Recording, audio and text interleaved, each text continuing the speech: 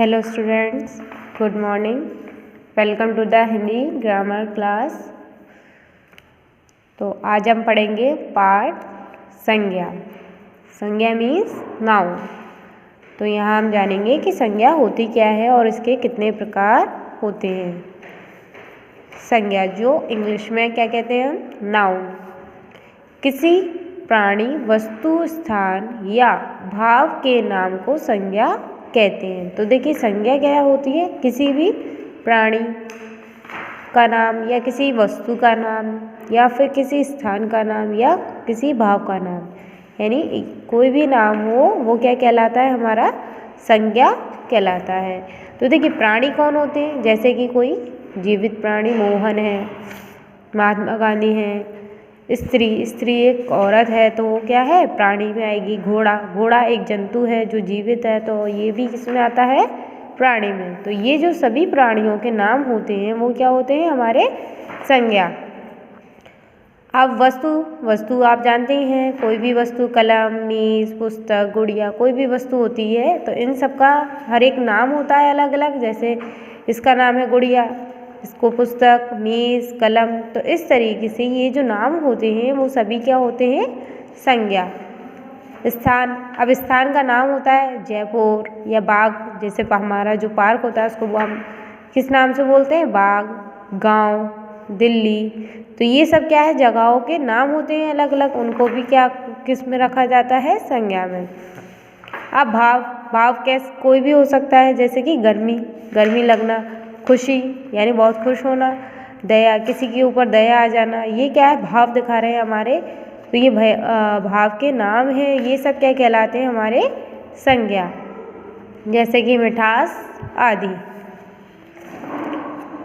तो इस तरीके से किसी भी प्राणी का, किसी भी वस्तु का, किसी भी स्थान का या भाव के नाम को हम संज्ञा कहते हैं।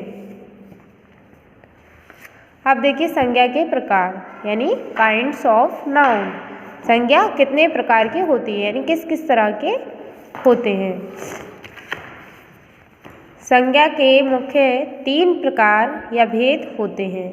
ठीक है, तो हम प्रकार को भेद भी कह सकते हैं। तो यहाँ संज्ञा के कितने प्रकार होते हैं, 3 प्रकार। तो वो 3 प्रकार में सबसे पहला है व्यक्तिवाचक संज्ञा। सबसे पहला क्या है, व्यक्तिवाचक संज्ञा। इसको इंग्लिश में हम प्रॉपर नाउन बोलते हैं। सेकंड है हमारा जातिवाचक संज्ञा, इसको हम कॉमन नाउन बोलते हैं। तीसरा है हमारा भाववाचक संज्ञा, इसको एब्स्ट्रैक्ट नाउन कहते हैं। तो यहाँ हमारे संज्ञा के 3 प्रकार दिए हैं, व्यक्तिवाचक संज्ञा, जातिवाचक संज्ञा और भाववाचक संज्ञा। अब देखिए हमारा जो फर्स्ट है भाववाचक संज्ञा, वो क्या होता है। जिस शब्द से किसी विशेष व्यक्ति, स्थान या भाव का बोध होता है, यानी किसी भी व्यक्ति का, किसी स्थान का या वस्तु का बोध होता है, उसे क्या कहते हैं हम, व्यक्तिवाचक संज्ञा कहते हैं। यानी किसी भी व्यक्ति का नाम आए या किसी स्थान का या किसी वस्तु का, तो उसको किसके अंतर्गत रखते हैं हम, व्यक्तिवाचक संज्ञा में शामिल किया जाता है। जैसे कि व्यक्ति का नाम हो गया ये राकेश, उदयपुर, जलेबी, ताजमहल। तो देखिए राकेश व्यक्ति का नाम हो गया, उदयपुर स्थान का नाम, जलेबी एक वस्तु है खाने की, ठीक है, ताजमहल एक स्थान है। तो स्थान का किसी का भी नाम हो, व्यक्ति, वस्तु या स्थान का नाम होता है जिससे हमें बोध हो, तो वो क्या कहलाता है, हमारा व्यक्तिवाचक संज्ञा। अब दूसरा है हमारा जातिवाचक संज्ञा।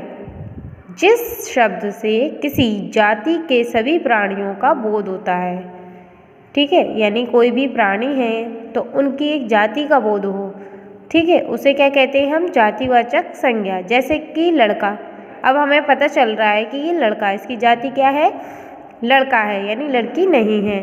ठीक है, नाम से हमें नहीं पता चल सकता है कि ये लड़का है या लड़की है, लेकिन यहाँ ये हमें जाति का बोध करा रहा है, तो ये किस में आएगा, जातिवाचक संज्ञा। अगर किसी का नाम दिया है तो वो व्यक्तिवाचक संज्ञा में आता है, लेकिन अगर लड़का, स्त्री, औरत, पुरुष, इस तरह से अगर किसी व्यक्ति का नाम दिया है तो वो किस में आएगा, हमारा जातिवाचक संज्ञा में। अब देखिए पर्वत, तो हमें नहीं पता कौन सा पर्वत है, लेकिन यहाँ पर्वत बोला है, तो पर्वत कोई भी पर्वत हो सकते हैं, तो एक जाति का बोध हो रहा है कि वो क्या है, एक पर्वत है। बर्तन और छात्र, हमें ये पता चल रहा है कि छात्र है, ठीक है, हमें नहीं पता लड़का है या किस उम्र का है, क्या नाम है उसका, इस बारे में हमें नहीं पता चल रहा। हमें ये पता चल रहा है कि वो एक छात्र है, यानी इस विद्यालय में पढ़ने वाला है, यानी उसकी जाति का बोध हो रहा है। तो ये क्या हो गया, हमारा जातिवाचक संज्ञा। अब तीसरा है हमारा भाववाचक संज्ञा। जिस शब्द से किसी व्यक्ति, वस्तु या स्थान के भाव, गुण, दोष, दशा या स्वभाव का बोध होता है। यानी ऐसे शब्द, कुछ शब्द ऐसे भी होते हैं जिनसे हमें किसी व्यक्ति की मतलब जैसे उसके स्वभाव के बारे में पता चलता है, या उसके गुण के बारे में पता चलता है, या कोई वस्तु अच्छी है, ये उसकी बात पता चलती है। तो ये क्या किस में आते हैं, भाववाचक संज्ञा में।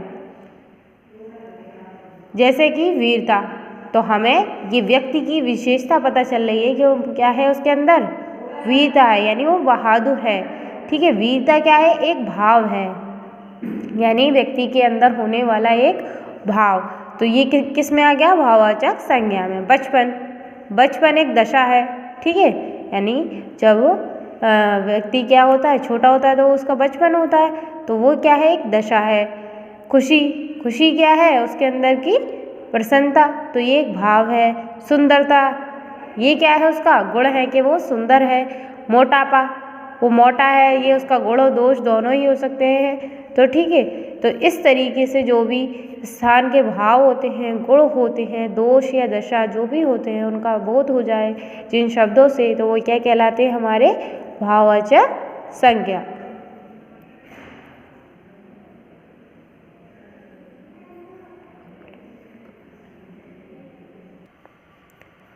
अब देखिए यहाँ अंग्रेजी व्याकरण के प्रभाव से, यानी मोस्टली तो आपके 3 टाइप्स ही होते हैं संज्ञा के, व्यक्तिवाचक, भाववाचक और जातिवाचक। लेकिन क्या है, इंग्लिश व्याकरण में क्या है, जो संज्ञा है उसके 5 टाइप्स चलते हैं, यानी 5 प्रकार होते हैं इंग्लिश ग्रामर में। तो इसी वजह से जो हिंदी ग्रामर है उसके 2 अन्य भेद भी मान लिए जाते हैं इंग्लिश व्याकरण के प्रभाव से। लेकिन जो मुख्य भेद होते हैं वो 3 ही होते हैं, व्यक्तिवाचक, जातिवाचक और भाववाचक। लेकिन इसके 2 अन्य प्रकार भी हैं जिनको हम समझ लेते हैं, वो है द्रव्यवाचक संज्ञा और दूसरा है समुदायवाचक संज्ञा। तो देखिए द्रव्यवाचक संज्ञा क्या होता है, जिस शब्द से किसी द्रव्य, धातु या पदार्थ का बोध होता है उसे क्या कहते हैं, द्रव्यवाचक संज्ञा कहते हैं। यानी जैसे कोई द्रव्य है, ठीक है, द्रव्य जैसे दूध है, दूध कैसे उस रूप में होता है, तरल रूप में, द्रव रूप में होता है, ठीक है। धातु एक ठोस रूप में होती है, ठीक है। पदार्थ गेहूँ, ठीक है, गेहूँ एक पदार्थ है, ठीक है। इस तरीके से किसी भी शब्द से हमें किसी वस्तु का द्रव्य होने का या धातु होने का या पदार्थ होने का बोध हो, उसे क्या कहते हैं, हम द्रव्यवाचक संज्ञा कहते हैं। अब दूसरा है हमारा समुदायवाचक संज्ञा।